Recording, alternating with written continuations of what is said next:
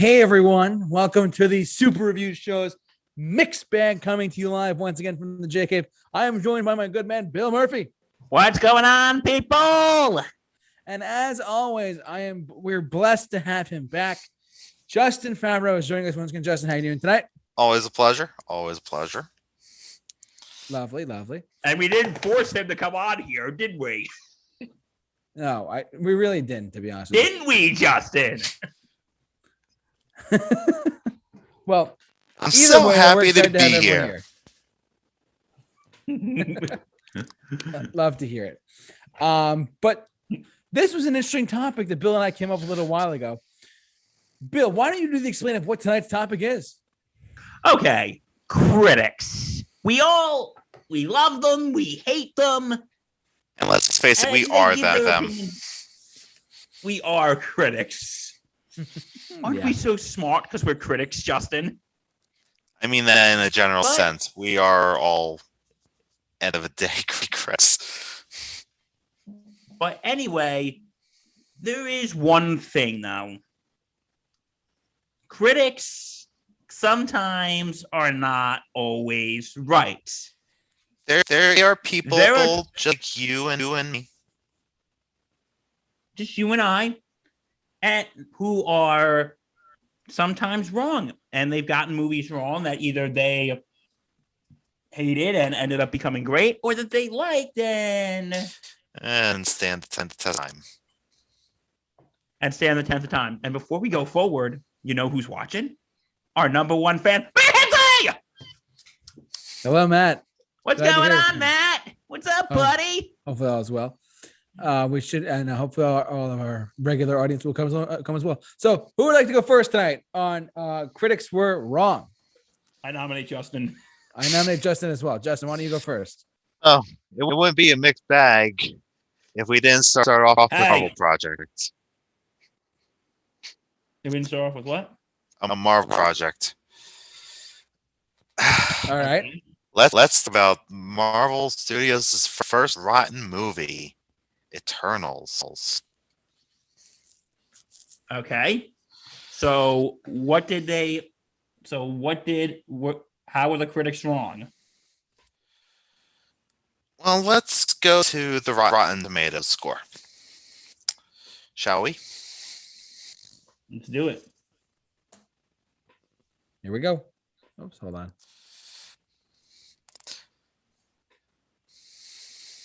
There you go. Rotten Tomatoes score for Eternals.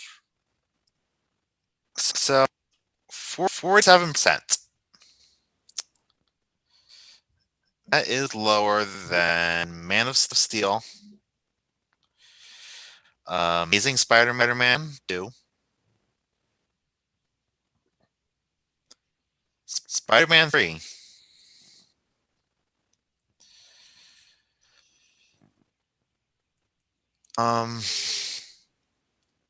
pretty sure. Elektra? I'm kidding. Pretty sure Batman cover is actually a better score than that. Not by much, but 47%. And what were the critics' reactions? Like, what were the problems of this movie? Now, I saw this movie, and I thought it was okay. Long, yes. But I enjoyed the characters are on screen. The movie being overstuffed is a valid complaint. There are some confusing moments. There is a plot that kind of does go nowhere, but here's where I think personal taste really comes into in play. In spite of all the negatives I just pointed out about the movie, it is beautiful. is well acted. It gives us questions that we never really thought about. Like Dylan's asked me, does it give you the meaning of life? Kinda. And it's not good. The meaning of life. I'm not talking about the movie. And I don't know. Like it's a movie that personally I want to see more of because of how ambitious a lot of this movie is. And I seen how Chloe Zhao talk about this movie once comparing it to a new baby that she's delivering to the world. So this is a very personal project. There were rumors that she actually went to Marvel to make this movie. So a movie like this made with all that passion. I don't know. I can't bear myself to hate it.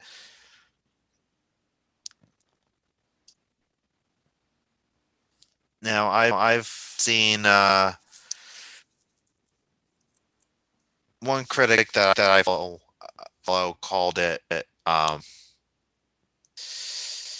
subtly bad because it only gets bad once you think about it deeply. Which I was like I might need to see the movie again to make a decision, but on first viewing,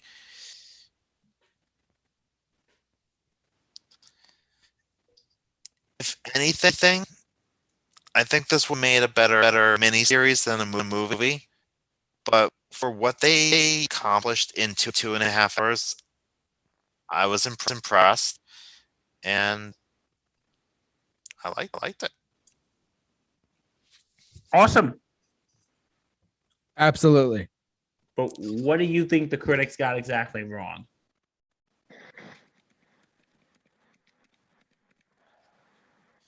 Hang on, guys.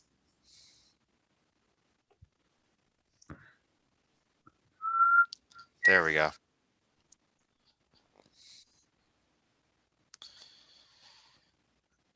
So I think my mic cut out on a lot of that. We heard you. Don't worry. Yes, we heard you. Don't worry, buddy. That's 10 for good, buddy.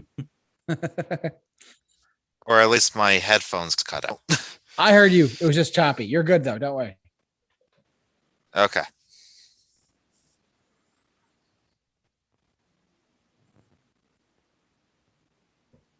Okay, anyway.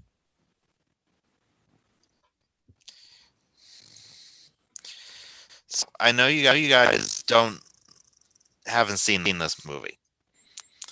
Have you paid attention to any of the reviews for this movie? No, I tend to not look because I thought I was going to see it sooner, but Justin, you know me from our times doing car reviews that I try not to look at reviews before I watch a movie. And since we've been reviewing movies for years, Right. No, I get that. You know what? Quick question off topic. JT, do you look at reviews before you go into movies? Sometimes it depends what movie it is. Because I'll give you an example. I was looking today. You're gonna think I'm crazy, but I was looking at reviews today for the new Scream movie. I've never seen any of the Scream movies at all, nor do I really want to. I'm not that big of a fan of them. But I was curious to see what the audience reaction was, and as well as the critic rating was as well. And apparently, it's doing really well critically and audience wise too. So, yeah, I'm hearing the same. Yeah, I'm hearing the same. I heard Jeremy Johns gave it a good time. No alcohol required. No alcohol required. Of course. I mean, I personally thought about it more and more. I was like, yeah, because it depends on what movie. Like, if it's a movie I want to go see, I will ignore. Like if it's really a movie I'm really anticipated for, I'm not going to pay attention to it. Like I'm not for Spider-Man No Way Home. I avoided everything I possibly could. Then I saw the movie and I was very pleased and happy with it. Yeah, I Whereas avoided spoilers for 4 days. Oh crazy my stuff. god. But I gotta say this too regarding like, but if it's a movie like, let's just say, if it's a Marvel film, I'll ignore. But if it's a movie like Ghostbusters Afterlife, which by the way I just saw in theaters last week on its last theatrical run, it was fun. It says right here that it was 62% on Rotten Tomatoes, but personally I really liked it. I mean, I would I agree with that rating? Sure, but I liked it a little bit more than that. But that's me. So it all depends on where I am personally with critic ratings and whatnot. That's me, but it just depends on the movie. This is what needs to happen.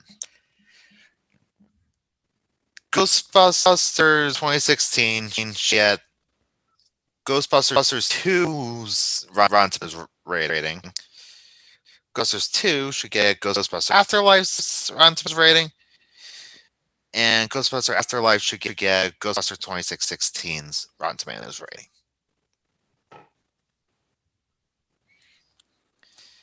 Because you look all of those ratings, Ghostbusters 2 is at like 46%. 2016 is at 75 or 76%. And yeah, Ghostbusters Afterlife 62. I think there needs to be some shuffling. I agree. Yeah, and also I was actually gonna ask Matt Hemsley that question I just asked you, gentlemen. And also Joe Wiley's watching. Hi, Joe. Hello? I don't like to read specific reviews before I watch a movie to avoid spoilers, but I like to look on how well reviewed a film is by checking Rotten Tomatoes and Metacritic scores. Okay, well, like I said, but do you, before we go on here to your next pick, Justin, do you think maybe we as a film viewing society kind of kowtow to critics too much? Yes and no. As a society, we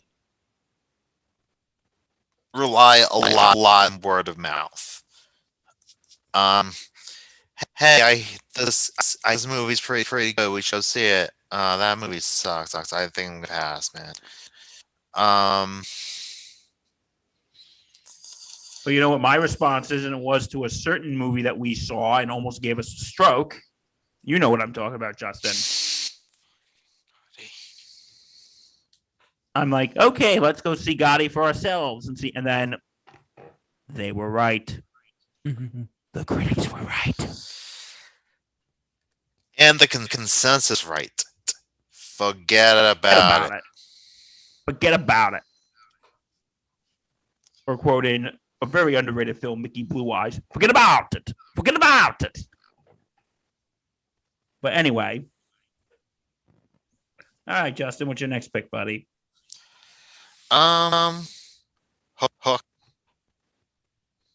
Hook. This movie got destroyed by critics. 29%.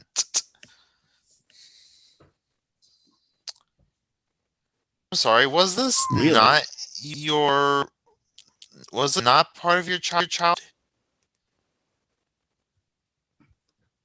It's a good film. Robin Williams' Peter Pan. You have fucking Rufio. I mean, Dustin Hoffman's Captain Hook. And it feels like a Steven Spielberg movie. And listen to the consensus. The look of is lively indeed, but Steven Spielberg to run autopilot. in too quickly to his sentimental syrupy qualities. It's a kid's movie about Peter Pan, Neverland. What do you expect? I'm sorry, this wasn't The Color of Purple 2. Electric Boogaloo. Or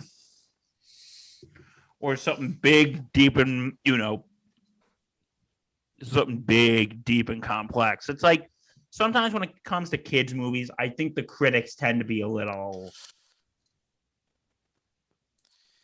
It's funny, they're either too forgiving or too harsh. They're forgiving if it's if animated.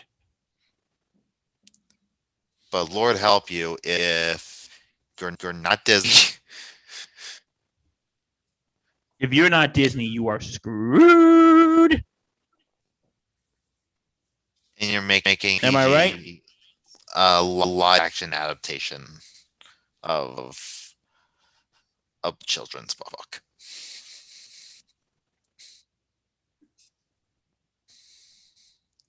So I mean, this is a how could the fun critics movie. not? Yeah, how can the critics not like Robin Williams? It's boring with kid, but that's what 25 minutes of the movie. That's still 2 hours of Robin Williams learning to be Peter Pan, and then being Pan. And then once you think about it, Robin Williams is like the perfect part for Peter Pan. Once you think about it.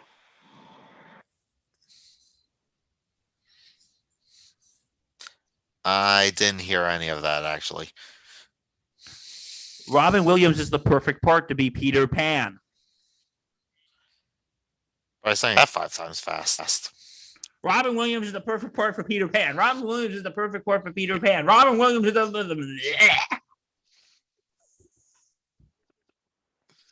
But yeah, I get what you're saying. I think the critics just looked way too deep into it. I think they just looked way too deep into it, and it's a classic. And they I think they put too much expectations on it just because it's a Spielberg. Yeah, because I think they expect every movie to be, even though this was before that, they expect every movie to be Saving Private Ryan.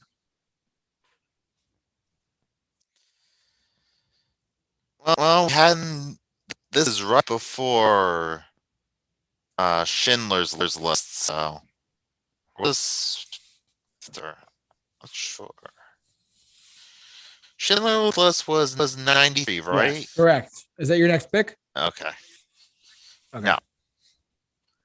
Everyone adored that movie. Oh yeah, everyone went crazy over it. I wasn't sure. I was just because you were talking about it for a second. I was like, wait, what? How could you say that?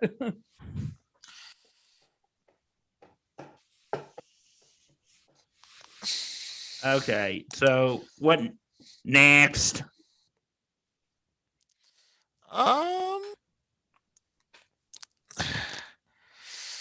See, I'm not sure if looking at the Rotten Tomatoes score, my next pick would be an accurate statement for what it got in the past. The Shining. What was it? Shining. Oh, that was on my list. Hey, and JT, what does that mean? You guys swiped right. We swiped right. Way to go. Why is it fresh? See, because it's been reevaluated as a clack. Oh, all right. But the big critic is something we can talk Is about. that the man who wrote it himself, Mr. Stephen King? That is indeed. Yes, Stephen King hated this movie. Stephen King absolutely hated it. He hated it so much, he produced his own version of it. And obviously inferior, but nonetheless faithful version. And even when it was released, it wasn't really that hit upon. It wasn't really a big box office hit. Yeah, because hang on a sec. Let me. I think Reaper wasn't a fan of this one either. And critics didn't like. And when it first came out, critics hated it.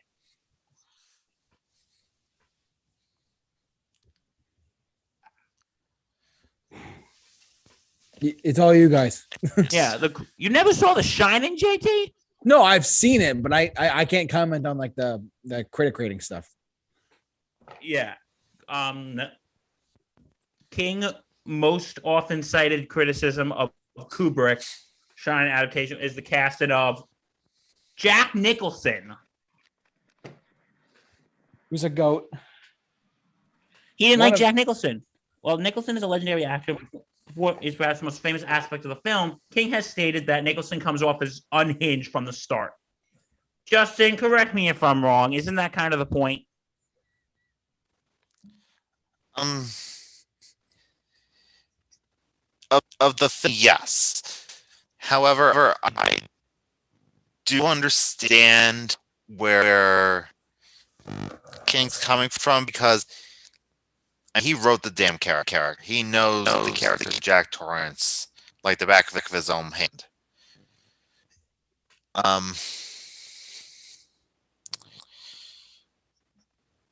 So yes, while it makes sense in the movie, in the book could have been completely different, and it's like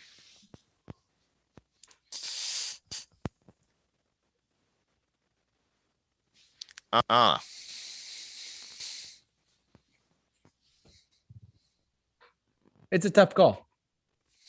Yeah, like he didn't like that. I guess I didn't read the book. Justin, did you? No. Well, it's Stephen King. It's like, his books are like, 6 million pages long. But apparently they're page turners, though. They're what? Page turners. Because while King's book spends time establishing Jack, Wendy, and Danny as a family that cares about each other, the author thinks that Kubrick's Shining is too emotionally cold. Yes. He did say something along the lines of Nicholson was cold where Jack is supposed to be hot, or something like that. And finally, King's book ends with a satisfying but bittersweet climax in which Jack fights off his madness long enough to allow his family to escape, but causing the Overlook to explode. In Kubrick's film, Jack freezes to death. Yeah. Yeah. So, this movie. Yeah, so it's really weird because looking back at it today, this movie's a classic. Absolutely. And even critics agree that it should be regarded as such. But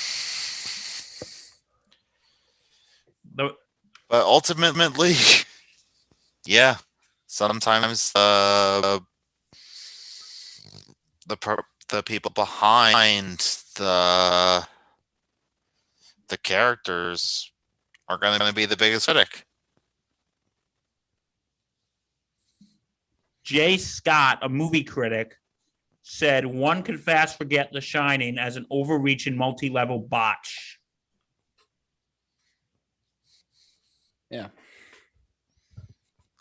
Did I ever tell you guys my Shining story about when I went to Colorado? You told me, but you didn't tell Justin. I wasn't sure. Did you stay at the Overlook Hotel? I didn't say the Overlook Hotel, but it's funny, out there they actually give tourists, they give tours of the actual Stanley Hotel. like the one that they shot the movie. Oh no, sorry, the inspiration for the book. That hotel. They gave a tour of that hotel all throughout. I was there a couple years ago for Christmas, and I saw I saw room 230. Was it 273? 217. 217. Sorry, I'm 37. It turns out that room is booked year round, and it's really difficult to get. In fact, celebrities have stayed in that room in that room, as including Bob Dylan, which I found out was interesting. So, just a fun fact for you guys out there that I actually was at the real inspiration for the hotel. That's interesting. The more you know. This has been Random Facts with JT. Random Facts with JT. But you know what? Here's my like sort of shining story. When about 3 years ago, I was at a wedding in Long Island, and I was at this hotel, which was creepy as hell. I was expecting the twins coming out. Come play with us, Billy. Come play with us. Right. And I just could hear it. Red rum, red rum, red rum, red rum, red rum. Yeah. Like, or Jack Nicholson, I don't want to kill you. I'm just going to bash your brains in. And I love The Shining. It's just weird that, and you know what? Do you think maybe the critical hate did have to do with the fact that Stephen King didn't like the movie? Maybe. What do you think, Justin? Possible. It's possible, but it's not always the case because Stephen King has written crazy ass shit. Yeah, he has.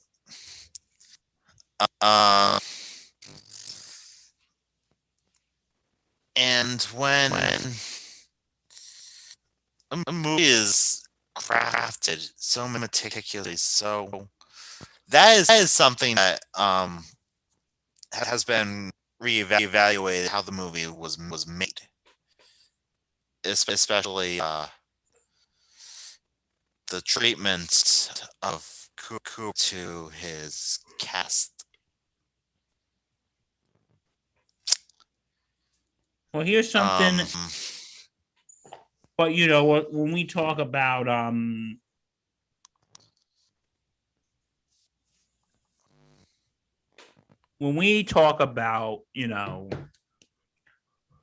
about Stephen King, you got to look at it this way. Ready?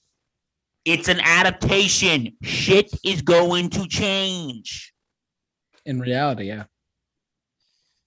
However, in King's mind, it was a very fundamental change. What was that? In King's mind, it was a very fundamental change. Yeah, that is true. So yeah. So your next pick is The Shining. Do you have any others? I remember Psycho. Oh, that was another one on my list. You're stealing all of mine, Justin. Okay, why move on to you then? Okay. Because honestly, the rest of them would probably be on our list as well. Okay. Right. Mine is, and we could talk about this one together, actually. Psycho. The film Psycho was actually the original, right? Yes, of course, the original. No, we're talking about the 1998 movie by Gus Van Sant with Vince Vaughn. Making sure. God, what if we were talking about that? Hello, darkness, my old friend. I've come to talk to you again. But it's like okay. Actually, first when the movie came out, the reviews of the film were actually mixed. Mm-hmm. According to Bosley Crowther of the New York Times, there is not an abundance of subtlety or lately familiar Hitchcock bent towards significant and colorful scenery in this obviously low-budget job. Crowther actually called the slow buildups to sudden shocks reliably melodramatic, but contested Hitchcock's psychological points reminiscent of Kraft L.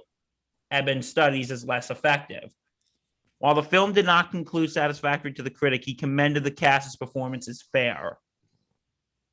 It's just, and other reviews actually called this movie a blot on Hitchcock's honorable career. And they called it plainly a gimmick movie. So, interesting. Are the critics right? Are they wrong? Well, they're obviously wrong. Because here we are 60 plus years later talking about it. Yeah, that's true. This is a film that's taught in film school. And since you went to film school, my friend, didn't they talk about it a lot? Hitchcock was famous for a style of storytelling called the bomb under the table.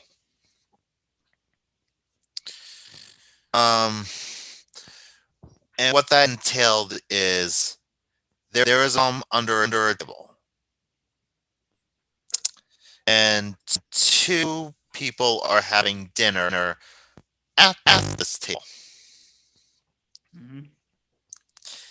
If you don't show the audience the bomb beforehand and the bomb blows, big shot, but it dissipates very quick. But if you show the bomb, you know the bomb's there, and they're eating dinner. You're just waiting for the bomb to go off.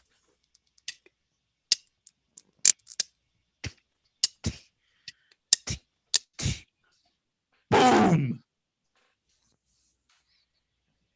I was actually, I had lunch with a friend today, and he actually told me that after Psycho came out, his father, actually bought a clear shower curtain so they could see someone coming. Huh. But see, yeah, some people back then take a movie that is scary and they see that as low art, exploitive, beneath them. they go like, yes, low art, yes, this is such a low art. We want to go watch the stuffy English movie. But Alfred Hitchcock, This is stuffy English movie. But would you say this is a movie that Alfred Hitchcock, would you say like this is like Alfred Hitchcock's most,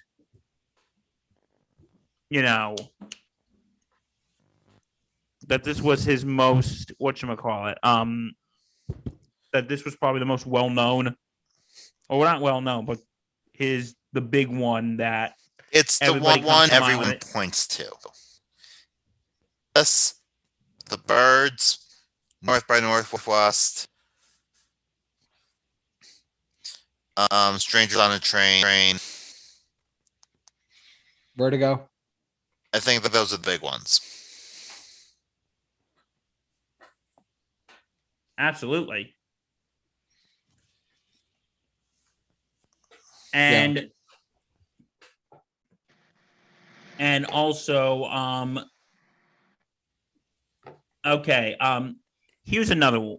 Here is another one that I just, you know what, should we go more with that critics didn't like, or go with one that critics actually liked? And the mass You can public go as with well. one they liked. Yeah, we're gonna switch gears a little bit if that's cool. And you know what I heard about this one? JT's about to have a heart attack, so JT, you might want to sit down for this one. I am sitting down.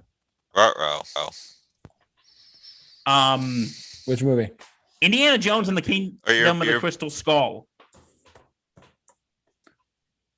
What about it? When it came out. Yeah. Well, considering it has a 78% on Rotten Tomatoes, critics liked it. The critics actually liked it when it came out. And so by their standards, this is better than Eternals. This is better than what? Eternals. Out of 277 critics, 78% of them liked the movie. Yeah. So, how do you feel about that, JT? I mean, I see where they're coming from. I mean, there's definitely redeeming quality. Was it a great movie? No. Were there redeeming qualities? Was it a good movie? Were there redeeming qualities about it that I liked overall? Sure. Would I call it an Indiana Jones movie? Absolutely not. But that's me.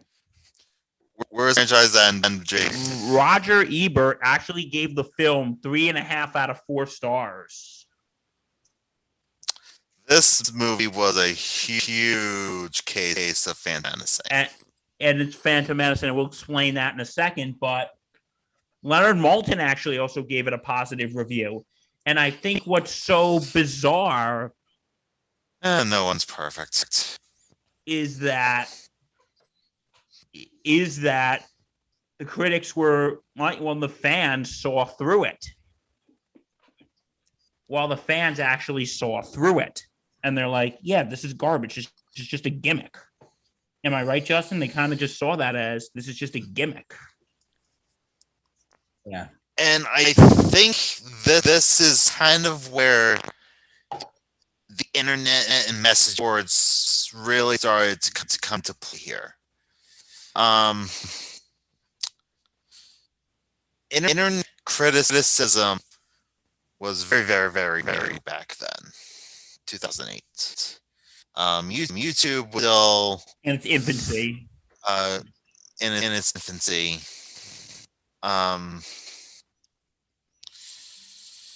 You really didn't have that many online reviewers who would also be included on that tomato meter in today's world.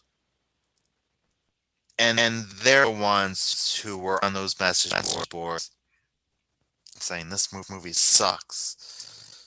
They might not be the trolls, but they were on those boards.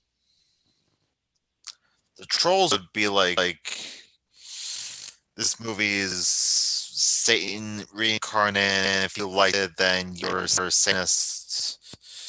Blah blah blah. Bag of penises. Blah.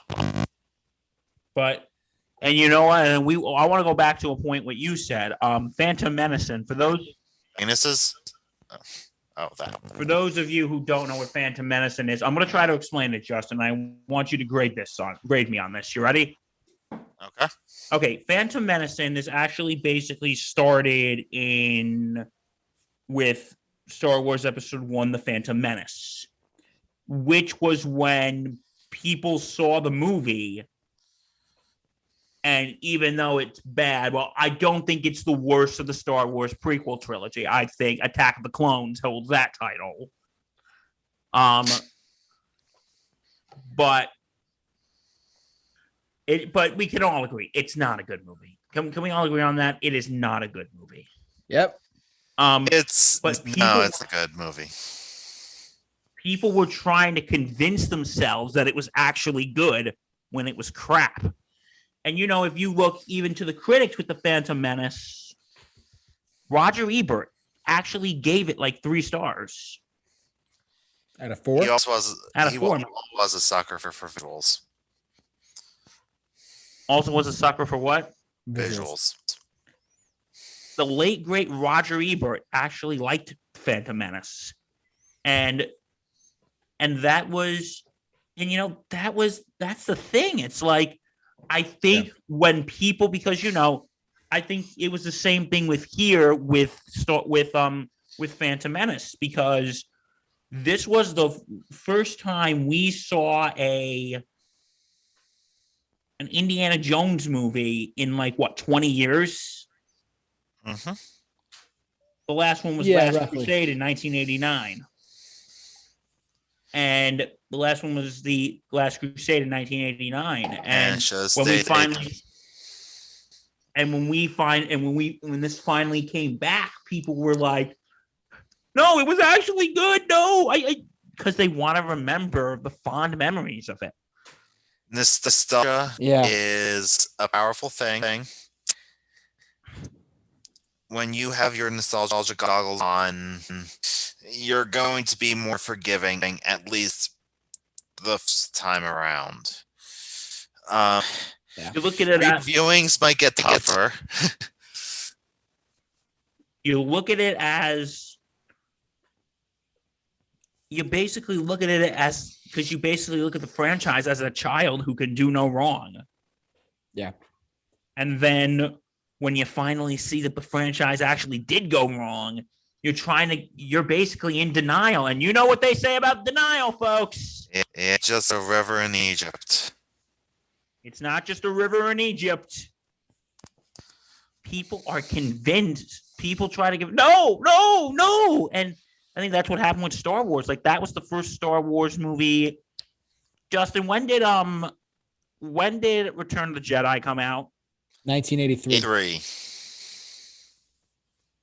This was the first Star Wars movie. When Phantom Menace came out, that was the first Star Wars movie in 16 years. That was the first Star Wars movie that came out. At least theatrically released in 16 years. So I think people are just so.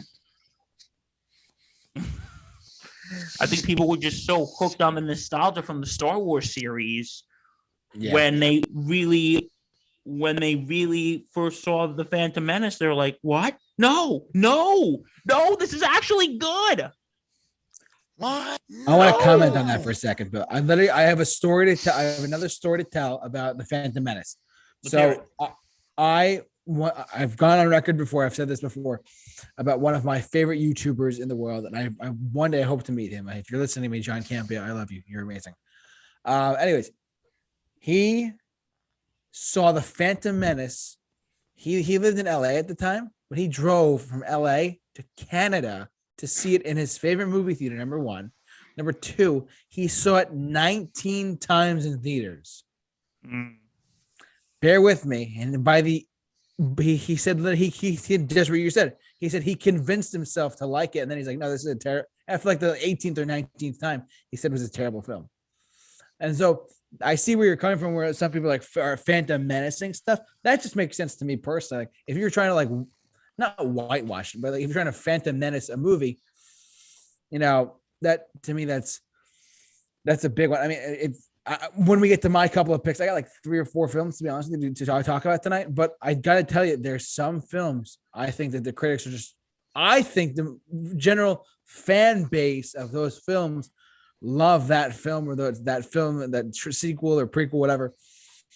And I think that there are some critics who are just flat out wrong, straight up. And I'll get to this in a little bit. But Bill, I just wanted to shed some light on that because, like you said, he saw it 19 times in theaters in '99, and by the 16th time, he's like, "This sucks." That's absolutely crazy. And why did he go 2 more times? No, because he's a living, breathing Star Wars freak. If you watch him, if you watch his show, you know what I mean. But yeah. So he literally had memorized every frame of film of that movie just because he wanted to fill out his Star Wars. And on top of that, seeing in his favorite movie theater in Canada, like Saskatchewan, I forget what it is, but anyways, he literally drove 1,000 miles. It was his mecca, he said, to go see the Phantom Menace. I'm like, Jesus Christ. That's determination at its finest. That's dedication. But I mean, like, I don't know. That's just my 2 cents for the day. Billy, got anything else? Yeah, give me 1 second. Okay, guys, I'm going to be honest with you folks. I'm just sort of winging it. I actually came a little prepared tonight. I'm not gonna lie. Damn it. But yeah, I'm sort of winging it tonight. What's your next film, bud? Okay, this was a movie I actually just found when people talked about this, and I'm not going to say if the critics were right or wrong on this, but it says, okay, and this is a movie I actually like. I think I know. What was it? I think I know. Okay, Justin, what is it? Is it Green Book? No. But maybe we'll talk about that. Who knows? We'll talk about it. No, I think critics actually liked that movie, though, didn't they?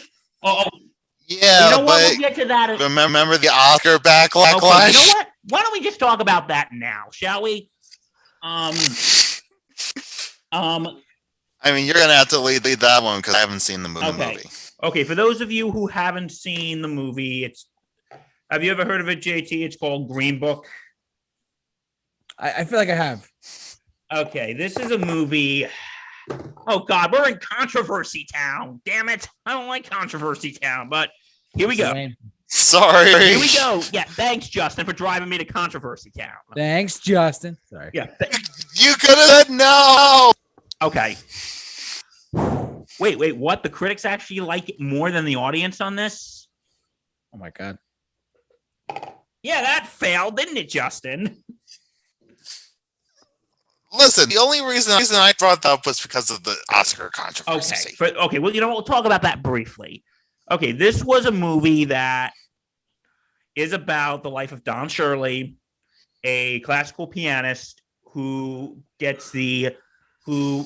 hires a white chauffeur named Tony. And Don Shirley is white, Don Shirley's black, Tony's white. And it's he's driving him on tour, and it's about, Tony having to overcome his racial prejudices. And listen, this was a movie when I first saw it, I actually did like it. And I was singing its praises, but then now thinking about it, because, while the critics love it a lot, even though this movie did end up winning Best Picture. And the controversy is it's one of those typical white savior films. Mm-mm. For those of you who don't know what that is, it's basically the character who's the person of color gets in trouble, and the white person is there to save his ass. And also there was some historical inaccuracies, but that's been debated. Like when this movie came out, Doc Shirley, Mahershala Ali's character, Doc Shirley's family, because Doc Shirley has passed away. Doc Shirley's family hated this movie. They hated it. They denounced it. Yeah. Because they're like, oh, well,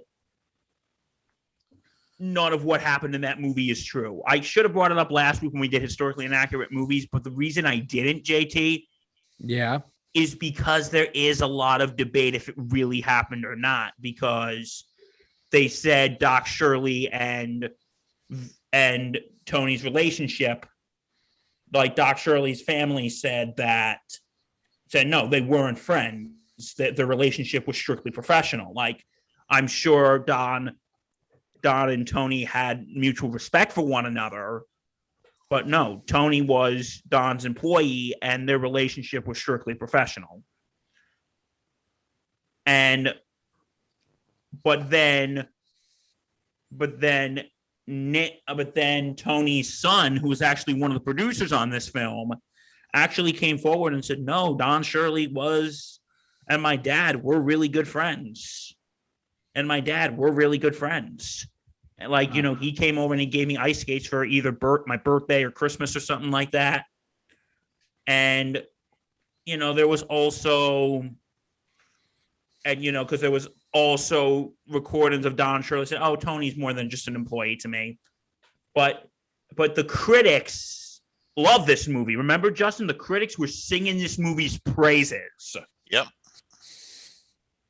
And then when this movie won an Oscar, guess what happened, Justin, after it won the Oscar? Oh, the backlash. Yeah, I think this is gonna be the last movies of this type that's gonna get the kind of praise. I feel. But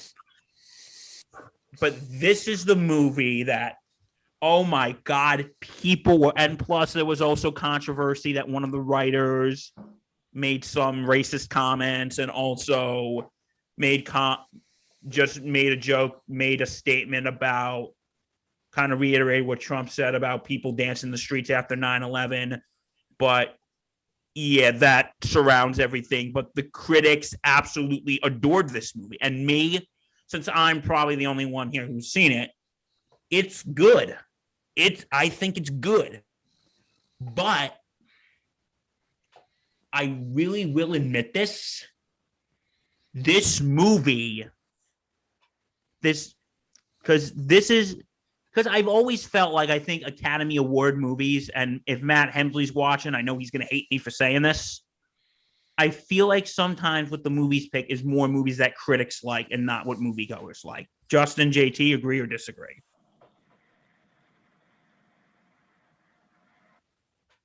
I haven't seen it, so I can't comment on the movie itself, but I will say I agree with what you're saying. Personally, that's me, but I mean, I'm just saying. Justin, what do you think? So my headset cut out at the last sentence. Okay, what I said was that I feel like Oscar movies are more for, and trust me, there are Oscar movies that I really enjoy, and I'm probably going to try to watch all the 8 nominees before the ceremony this year. But I feel like sometimes those movies are geared more towards critics than they are towards actual moviegoers. I mean, yeah, a big part of that is because the Academy that vote on what movies are going to be nominated and end up winning. They're a bunch of stuffy old white guys. They are. And they kind of are. But no. And like, again, this was a movie that, just like the Hollywood Foreign Press. This was a movie that I liked, but can you understand the controversy at all, Justin, or do you think people would just make it more out of it than what it was? I understand it. Because what, the white savior thing, or? Yeah, I mean, it's a tired trope now. Too many people have relied on it in the past. Time to move on. And yeah, while a good. Okay, Matt Hemsley. Unsubscribed. No, he didn't. He said Green Book is a decent movie, but did not deserve Best Picture and deserves a lot of criticism it got. Agreed. 100% agree with you, Matt. And Academy Awards are not supposed to pick what are the most popular. They're supposed to pick the best films. That's true. Well, even they have a hard time with that. Green Book got good reviews, but it definitely wasn't one of the most critically acclaimed films of 2018. Critics and the Academy aren't the same. Okay. Matt Hemsley is right. As I said last week, Matt Hemsley knows everything. So you're right on that one, Matt. Well played, my adversary. Yeah. Oh, by the way, quick side note, Matt, I think Justin wants to do a game of movie between you two sooner or later, don't you, Justin? I'm coming for you. Oh, that is going to bring up views. Okay. Oh boy. But anyway, okay, here was the movie I was going to say before Justin suggested Green Book. And this was a movie that I actually did like. And I remember in my mind, when I first saw this movie, it was my number one of 2012. But watching it again, and critics have praised it, The Dark Knight Rises. Oh, okay. And it has a 90-something% score on Rotten Tomatoes. Hold on. I got it. 87%. Yeah, when it first came out, it was like a 94%. And here's the thing. Critics were praising it when it came out. Yeah. And again, I don't think this movie is bad. I will say of the trilogy, it is the weakest of the trilogy. Of course. It is the weakest of the trilogy. I think it's a strong finish, but compared to the other two, it's kind of weak. And because here's the thing, and when I first watched this movie, and Justin, we saw it together, remember? Yep. I was like, yeah, this was great. This was awesome. It might have been I have just been in the exhaustion because we did just watch the previous two movies back to back. And I remember, and this is actually an important part of the story, I actually watched Doug Walker's review of it. Actually, I watched like the first couple seconds of it. Because when he first said, this is the part where I turned it off and said, I didn't like it. I'm like, oh, what do you know, Doug? Click. What do you know? That movie was awesome. That movie was freaking fantastic. Screw you, Doug Walker. Unsubscribe. But no, I didn't unsubscribe. I still like him. But anyway. I know. I'm joking. And then I gave the movie, and then I remember I got it on DVD for that Christmas. So I ran up, and I was expecting it to be awesome again. And then I'm thinking, when I watched it again, I saw more of the flaws. Yeah. I'm like, wait a minute. No, that doesn't make sense. So that doesn't make sense. It's like seeing it's actually I am not gonna make that analogy. I feel like some films need to be like need some rewatchability to them to fully get some plot holes or gaps that are missing. Like Bill experienced that with The Dark Knight Rises. Because then I'm like thinking, wait a minute, how the hell did Bruce Wayne get back to Gotham City? Exactly.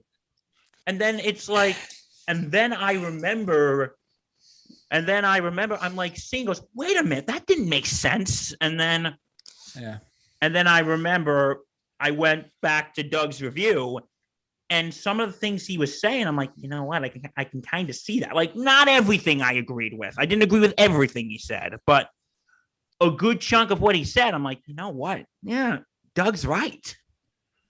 And because like this was the comment. Well, what was the point of the second film? Because once you think about it, there's more connections to Batman Begins than there is The Dark Knight. And I've been working years trying to connect the second movie to 1 and 3. But then I remember, I think Jeremy John said this in his review, and his review was, that it was awesome spectacular.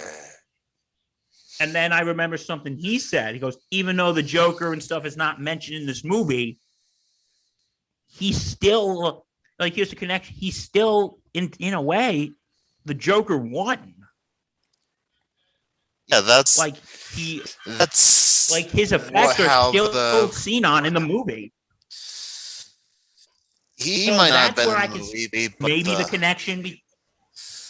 How he killed Rachel Dawes, he turned Harvey Dent into Two-Face. So it kind of shows that is the connection between the second and third, between The Dark Knight and The Dark Knight Rises. And say that the Joker's not a member of the League of Shadows himself as a wild card. Because the movie did, because like I said, I do not hate this movie. I don't. Uh-huh. But I do think, after further viewings, I'm like, you know what? Like, if I were to make that list again, I probably would have put Avengers as my number one movie 2012. Still make your top 10? If I would have, what was that? Still make your Would top still make 10? my top 10? Most likely. Okay. But I think, because critics really did like the film, and we all know what JT's views on Christopher Nolan are, but I'm not even saying anything. What the hell? we got to pick on you once. We got to pick on him, right, Justin? Oh, absolutely. Oh my He god. he wakes up every morning. Christopher Nolan can suck it. No, I really don't. But okay. Just JT, we got some bad news. You're kind of outnumbered. So is he outnumbered, Justin? I mean, I have so many pictures of your effigy of for Nolan. I can make a scrapbook out of it. But no, critics were really liking this movie. But I hear audiences even said, yeah, that was Dark Knight Rises was kind of boring. Yeah, and let's be honest. Talia al Ghul as the main villain, kind of underwhelming. Yeah, that was Came kind out of nowhere. And now we're not. No, but he's not the son of Ra's. He's not the child of Ra's al Ghul. I am. Yeah, ridiculous. Yeah, that was. I mean, okay, if you know the comics, and once they mention child of Ra's al Ghul, you know who's coming. I remember being in the theater saying Bane cannot be Ra's al Ghul's son because Ra's al Ghul doesn't have a son. I remember literally thinking that in the 2012, 10 years ago in the theater. So, You were right. I was right. The people I was with were like, "What?" I'm like, "Yeah, Yeah, okay. Get Matt on it. Read said the he comic thought he book. thinks the critics were right about The Dark Knight Rises. Again, I don't hate this movie. I don't. I actually do like it, but I do think of the Nolan trilogy. You said you liked it better than Batman Begins. And, dude, we're good friends. That's your opinion, and you are entitled to it. me or Justin." No, Hemsley is in Oh, the what was I chat. to say? I was gonna say I definitely don't think better than Begins. Yeah, if I were to rank the Nolan not those trilogy, words if in my I were to mouth. rank the Nolan trilogy, I would say Dark Knight, Batman Begins, Dark Knight Rises. That's it for a lot of people too. Yeah, that's how I would rank Mhm. it. Dark Knight, Batman Begins, and The Dark Knight Rises. Yeah. But you listen, dude, that's your opinion. And if you like this movie more than I do, that's fine. It's totally cool. It's totally cool. Again, I don't hate this movie. I don't. Yeah. I would, I would probably say Dark Knight A, Batman Begins A, B plus, A minus. I would probably give The Dark Knight Rises like a B plus. But like I said, I don't hate this movie. No. None of us do. It's just I think it was a good ending to the It's franchise. I think it was a good ending. But just compared to the other ones, it's a flawed movie. I think it's the weakest compared to the other two. And if you think Batman Begins is weak compared to The Dark Knight and The Dark Knight Rises, Matt, more power to you. We can disagree and still be friends. That's part of life, guys. It's part of life. And also, Justin, Matt said he'd love to play a game of movie against you. Oh, can we be seeing this live pay-per-view from the Super Review Show? I love how we haven't even gotten to my picks yet. Okay, I'm sorry. All right, JT, you get onto your picks, my friend. All right, I have at least like I have like 3. I had 4, now I have 3. Because you said a couple of them. I didn't want to say anything because I didn't want to interrupt your good flow of conversation. The first one to me is actually a film I really liked a lot. I liked it quite a bit. I did not see it in theaters. I saw it when I bought the Blu-ray box set of, a Blu-ray box set of it. But I think Justin's going to be a little shocked by this. I said this, but Predators from 2010. I looked this up and hear me out for a sec. I liked it quite a bit. Do I think the critics were wrong? Sort of yes, sort of no. Because I was looking through this stuff ahead of time. I actually, the audience score was not the best too, but the critics liked it for the most part. I agree with them on that, but I think it was a little like, and I want to get your opinions of this because I was reading up on this before we started. I was like, this is a movie that I saw. I thoroughly liked it because I like the premise that they're on the alien planet instead of being on Earth. That's me. Do I agree with? Do I think they're wrong for making it too high? I could see. I read through. I see some of their reasoning, but I personally, that's why I think they're wrong. I disagree with them a little bit on that. What do you guys think about? First off, have you guys seen this movie? No, I haven't. No. Have you, Justin? No. Damn it. I because Interested in seeing so I'm not the biggest horror guy, and for the longest time the Predator franchise seemed to me like a horror franchise. I am evaluating that now because I am a Schwarzenegger fan. So I really do want to see there was no original Predator. Yeah, there was no Arnold in this. It was actually, it's basically, for those who don't know what this movie is about, it's about human beings that got abducted and taken to the Predator home world, and they have to fight off the group of predators coming after them on their planet. It was a nice premise too. Aren't they all like really bad people too?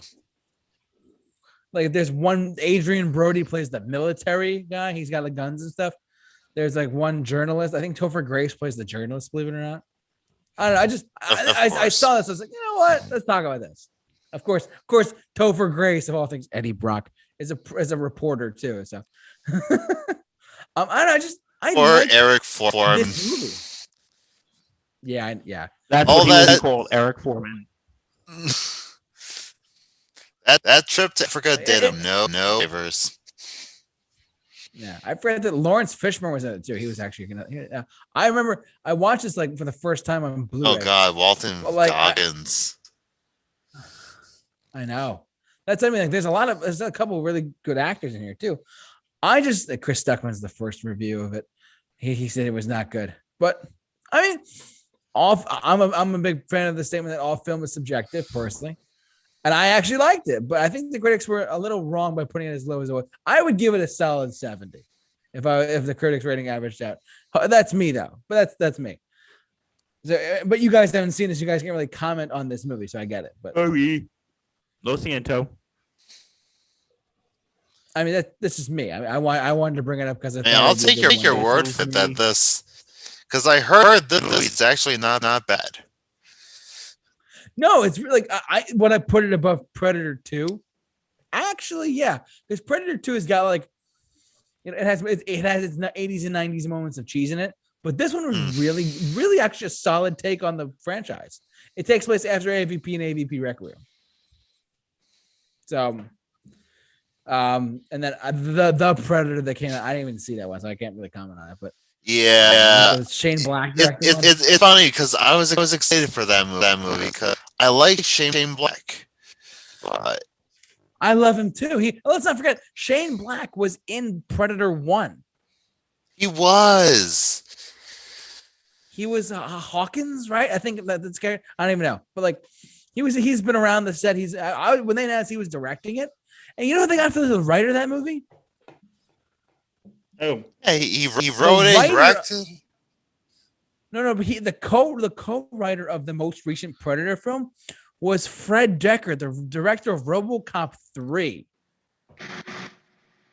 I don't know how that happened or how that, like when they first said it, I'm like, what the hell are they thinking? They're putting RoboCop 3's director and writer as the co-writer for a new Predator film. That is intriguing to me personally.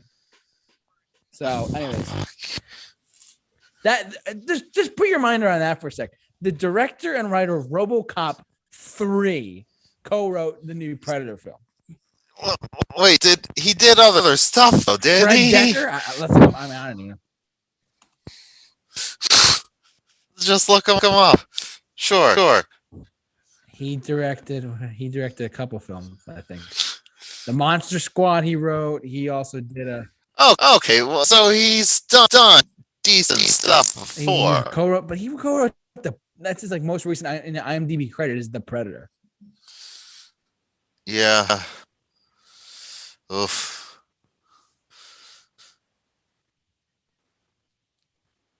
Oof. I know. Like I don't even know why they chose like that 80s vibe, I guess, or with writing. He wrote a couple episodes, he produced a couple episodes of Star Trek Enterprise. He's directed The Mountain Blind Run, Dent, Robocop. I don't even know. This guy is, it was a weird. I don't I mean, Mon Squad is a good movie. Cheesy, but good. 80s cheese, right? What Predator? I mean, RoboCop 3. Monster Squad. And you know how much I love aged cheese. Oh yeah, no.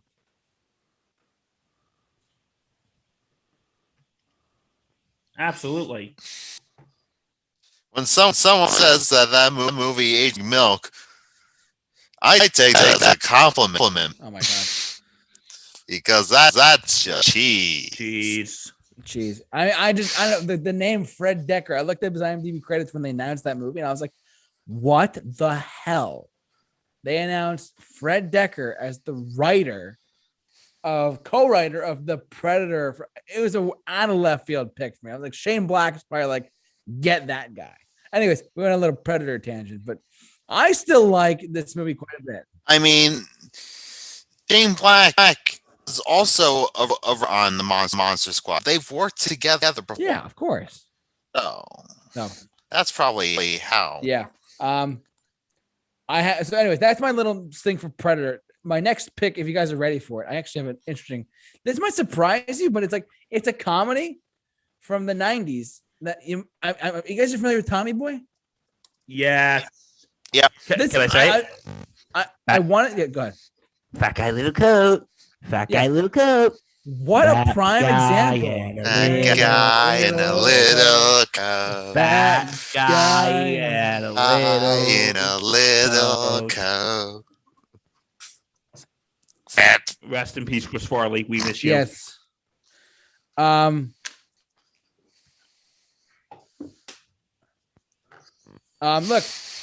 Just look at the audience score and look at the critics score for Tommy Boy. Yes, it's like a 1995 film. Sure. It's your typical 1995 film. Honestly? Okay, if we're gonna talk about Tommy, we also need to talk Waterboy. We also need to talk about Happy Gilmore, because all of those 90s movies Were hated by critics. Critics did not Because I know Roger Ebert hated Waterboy. Yeah. Oh my god, he hated anything Rob Schneider touched. Poor Rob Schneider. Eh. I know you feel differently about Mr. Schneider, but And I know there technically Sandler movies, but Rob Schneider wasn't most of those movies. But yeah. Anyway, what were you saying, JT, about this? I don't know. I thought it was an interesting pick because, like, I mean, I love the movie. I've seen it probably 3 times in my life because it doesn't have that rewatchability for me, but I love it. I love it every time I see it. That guy, little coat. Yeah, I mean, Chris Farley is absolutely hilarious, and you know what? It's like what Justin said. A lot of those '90s comedies are hated by critics. And I think once you think about it, I think most comedies are hated by critics. And that's because comedy in and of itself is so subjective. Because my sense of humor is probably different than JD's sense of humor, which is different from sense of humor. Yes, absolutely. We all stuff that make laugh and stuff that make us cringe. And sometimes that'll interact. Sometimes clash. And there's only so many times you could say that's not funny. Yeah. Like, or that's funny. I love offensive comedy. It's done well. It's done with thought. For some people, that. Go ahead. As you always say, if you're going to be offensive, you better be funny. Yeah. It's true. It is true. You're gonna be offensive. You better be damn sure that what you're gonna say is fun hilarious. Because dying's easy. Comedy is hard. Absolutely. So, I mean, I thought it was a good one to bring up because I mean the critics obviously were very wrong by the audience rating to this. because they're all, yes, no, oh God, cringe. Where's my spot of tea? No, we have to go watch this art house movie. That's so pretentious, but we love it. I see That's another right. movie we can talk about. What, Well, Naked Gun 3? No, but I think the Naked Gun trilogy is great, but that's me. All right, JT, Oh. what's your next one? All right, Justin, what's yours? Justin, really quick. I was gonna say with science because it should not be at 57%. That movie's amazing. I haven't seen it. It is weird, but it is amazing. You can see Bill Paxton turn into a giant turd monster. Isn't Bill Paxton like in everything? Yeah. It really is. Let me think. What was the other one? There was one more I had in mind. I took note of it. Give me 1 sec. Hold on. We'll give you two. What was it? I took note of it too. It was, well, I was gonna say Return of the Jedi because then I was thinking Metacritic for some reason, not Rotten Tomatoes, but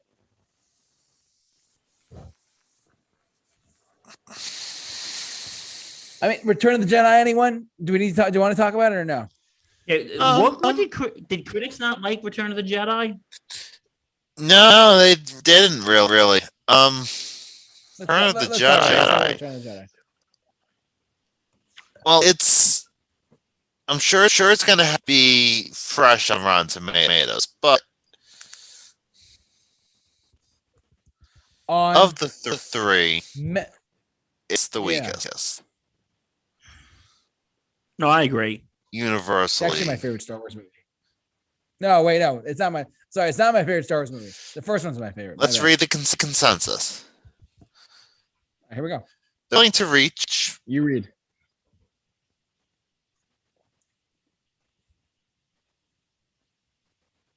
Okay.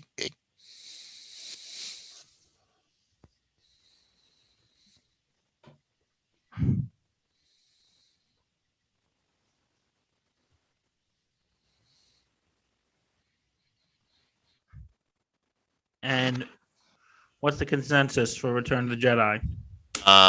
Well, you scroll down from it. There it is.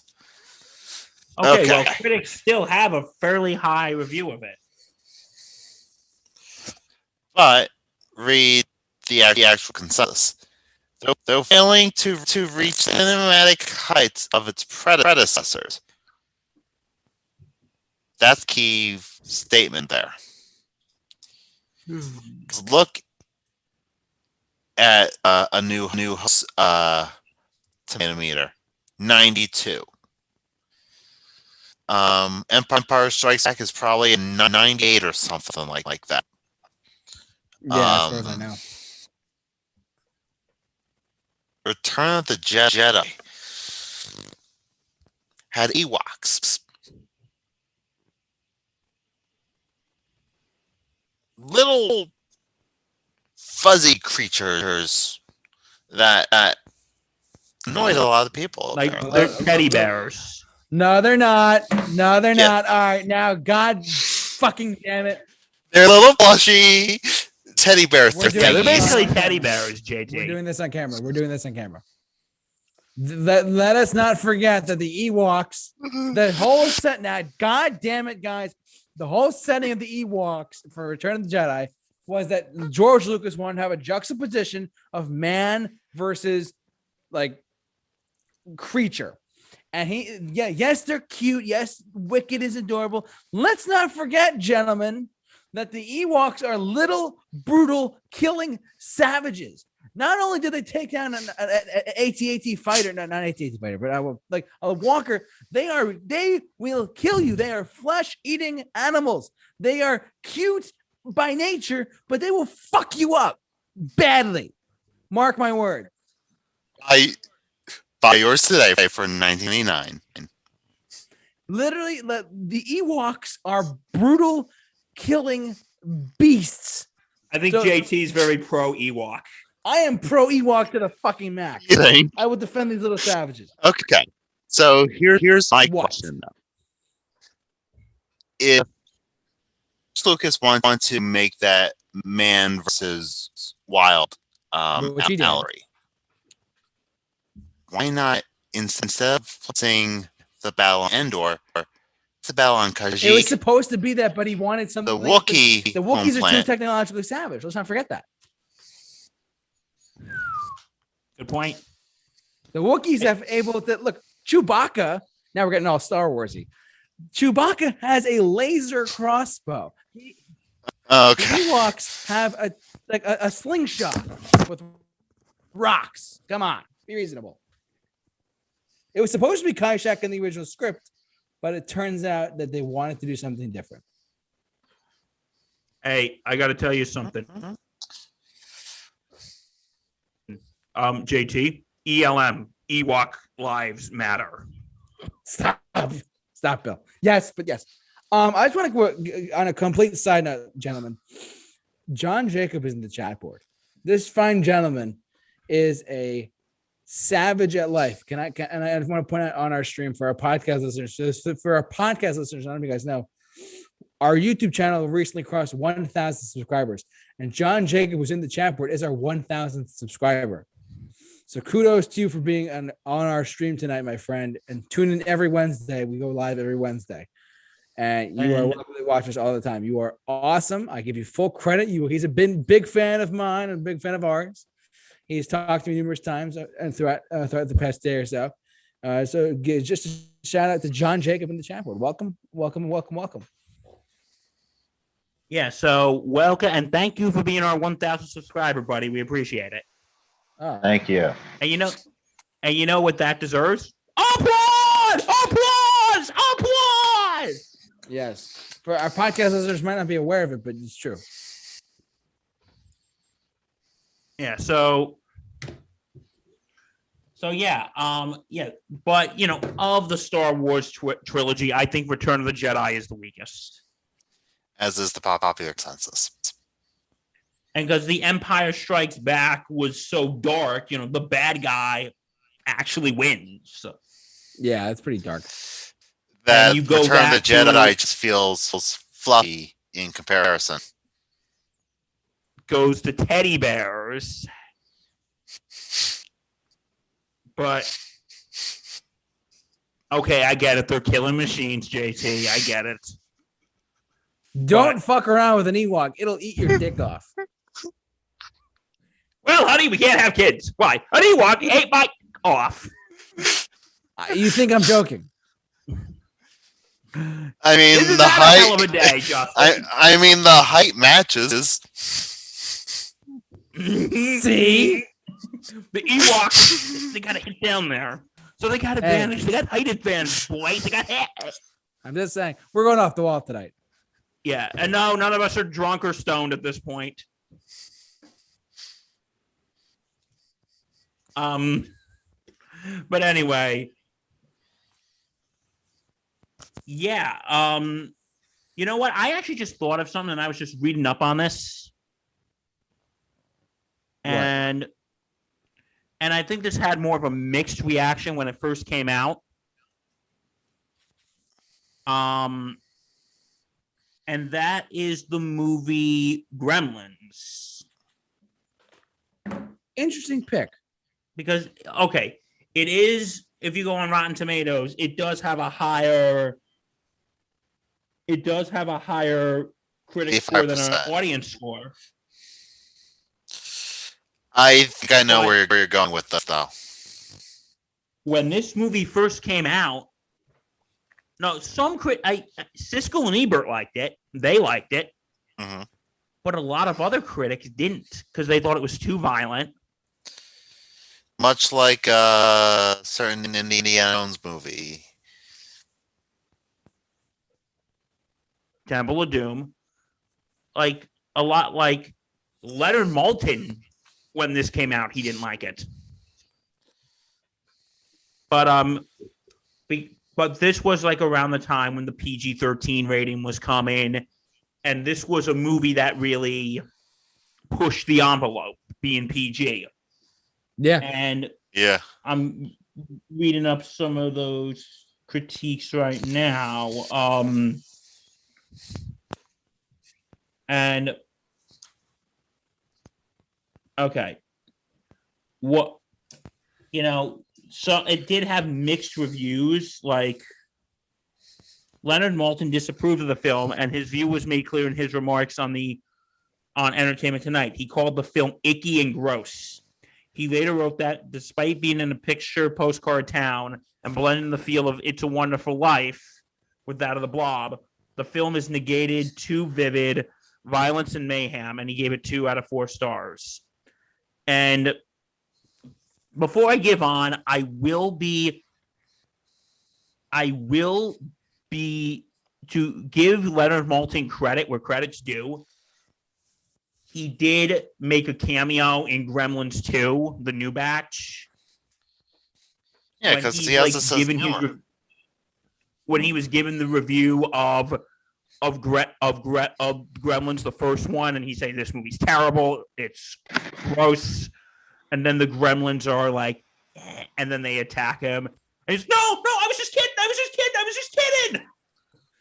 So you know what? I gotta admit, Leonard Maltin, I will give him credit in Gremlins 2 for being a good sport, because he was being a good sport, and I'm sure they probably asked him, "Hey Leonard, would you mind making a cameo in Gremlins 2?" Justin, do you think they asked you, okay, you know what, payback for what he said about the last one? Or do you think they told Leonard Maltin what was going on and said, it's all in good fun, we're just busting your chops? It's absolutely the second. You don't think it's like, pay? Absolutely. They're not like, Maltin, payback's a bitch. No. I'm sure they just like, it's all in good fun. We no harm, no foul. But no, he actually did give the second one a better review than the first one. But I'm sure he liked one of the actors very much. What was that, Justin? Well, I'm sure he liked one of the actors very much. Yeah, but like, this is a film. It's like, you know what? It's so weird. It really talks about when you reflect then and now.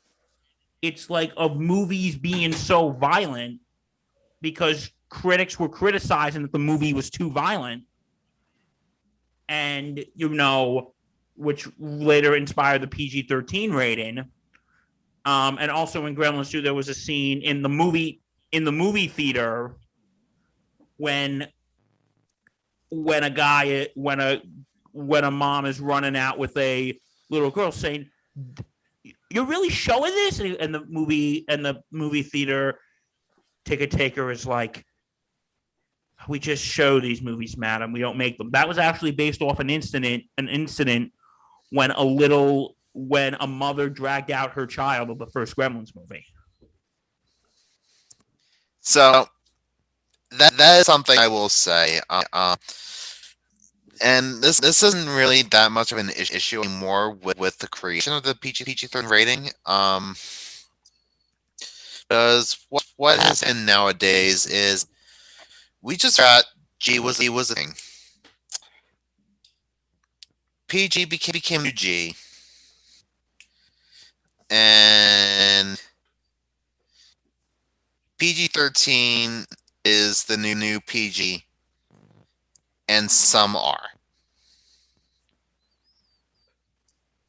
You get away with Ghostbusters 2 is actually 53%. I still stand by my statement. Anyway, the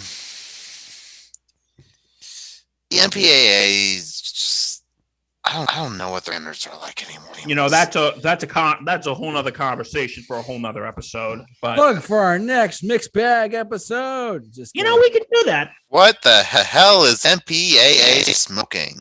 Okay, but anyway, it's just such a weird concept that back then movies were criticized for being too violent. Nowadays, it's like, okay, it's violent, no big deal. JT, what are your thoughts? Unless you're Joker. Yes, well, that was also a bunch of other things too. Yeah. But about Gremlins or the rating system, what do you got? like, do you think it's like weird how back then movies actually got flack for being too violent, but now people are just like, whatever. There's another movie we can talk about that actually got a PG-13 rating. And was that the other one, Justin?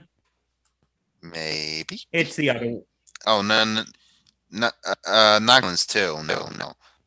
What was that? It is a movie that I adore. You not so much, but I adore. What is it? One of my favorite Christmas movies. Batman Returns. So Sus. this movie, okay, yeah, 80% on Rotten Tomatoes. That's not who I'm talking about. Yes, Siskel and Neil both did not like this movie. Hey, that's that, guys. However, yes, it was received rather well. It was the parent groups that was concerned about the movie. Because in their minds, comic book movies are just supposed to be these fun, frivolous things. And this is one of Tim Burton movies. Tim Burton's ever Tim Burtoned.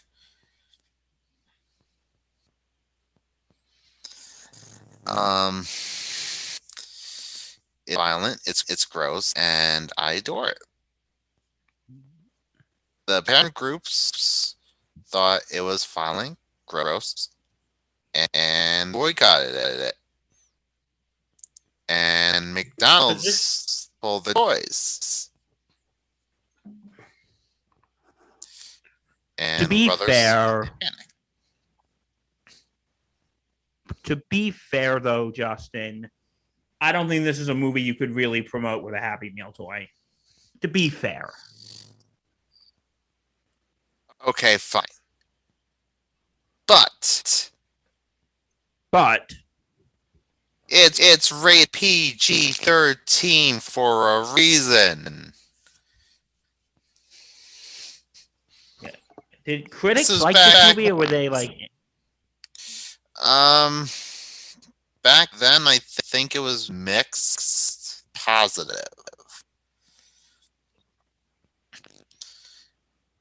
Because I think it was really the first Batman only has only one.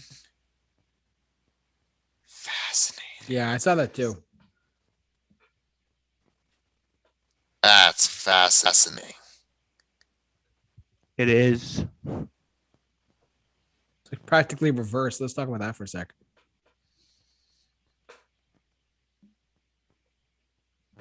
About the same amount of reviews too.